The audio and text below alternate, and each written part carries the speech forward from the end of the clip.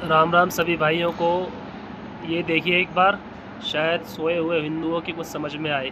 काफिर मुशरिक हमारा दोस्त नहीं है, नहीं है, नहीं है, हमारा नहीं हो सकता। उनको सिर्फ मारना है, सिर्फ उनको कत्ल करना है, जो हमारे इस्लाम का भी हुक्म है। और देखिए, अच्छी तरह से देखिए।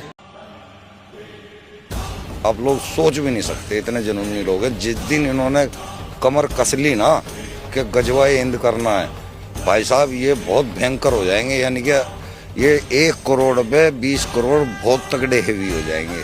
इसीलिए हम खड़े हो गए, ये बात बोलते हैं कि हमारे देश का सर्वनाश ना हो सकता। और भी देखिए, और अच्छी तरह से देखिए, ये जिहादी क्या कह रहा है और प्रेमानंद महाराज जी क्या कह रहे हैं, समझने की कोशिश कीजिए। आखिरी जो जंग होगी ना, अभी कुछ भी नहीं है, क्योंकि आखिरी जंग होगी हमारी बढ़िया वाली।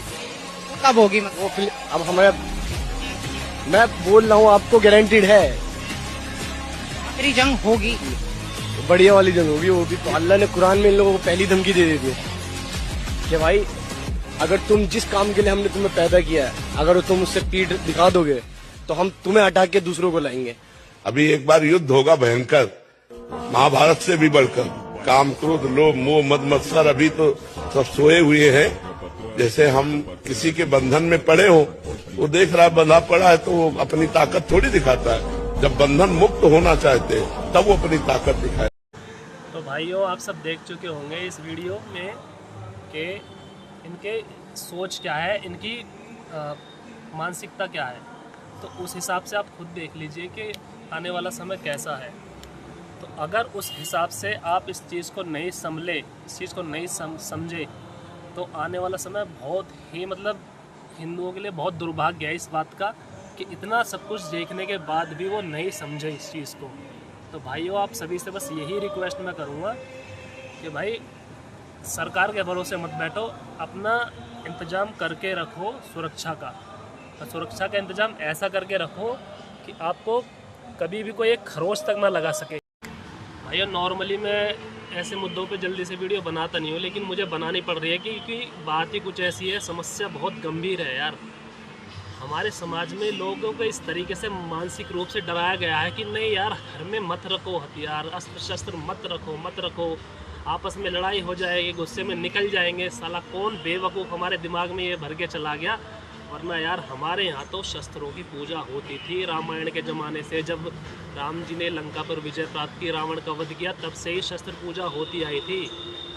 और हमको पढ़ा दिया गया कि भैया अहिंसा परमो धर्म, अहिंसा मानव का परम धर्म है। लेकिन ये नहीं बताया अगला श्लोक कि धर्म हिंसा तदैव च, यानी हिंसा, धर्म के लिए, धर्म की रक्षा के लिए हिंसा करना उससे भी ज़्यादा श्रेष्ठ है। ये नहीं बताया गया। मूर्खों ने बस दिमाग में भर दिया गया घर में मत रखो, लड़ाई होती है आप। और भाइयों, हमारे जितने भी भगवान के स्वरूप हैं, जितने भी रूप हैं, जितने भी देवी देवताओं के रूप हैं, आप सबके हाथों में अस्त्र शस्त्र देखेंगे।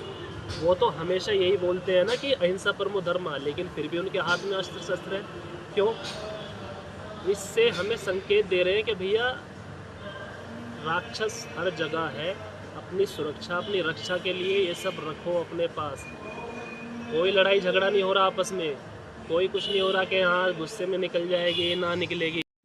हमें ये संकेत भी दे रहे हैं कि भैया जब हम तुम्हारे भगवान हैं, हम भगवान होते हुए हमारे पास, हमारे हाथों में ये सब चीज़ें हैं, तो तुम तो हमारे ही अंश हो, तुम तो हमारे ही बच्चे हो, तो तुम्हारे हाथों में क्यों नहीं है ये सब चीज़ें। तो भाइयों, मिल के रहो, एक रहो, नेक रहो, और बहुत ज़रूरी है एक रहना, वरना समय बहुत ख़राब है भाई। इतना ज़रूरी है हमारा एक रहना कि बिना एक रहे कुछ भी नहीं है। चाहे कोई कितना ही अपने आप को पैसे वाला समझता हो, किसी भी चीज़ में कोई कितना ही अपने आप को ताकतवर समझता हो, बिना एकता के कुछ भी नहीं है, कुछ भी नहीं। जय श्री राम। और भाई वीडियो को शेयर ज़रूर करना यार, बस एक ही रिक्वेस्ट आप सबसे, प्लीज़।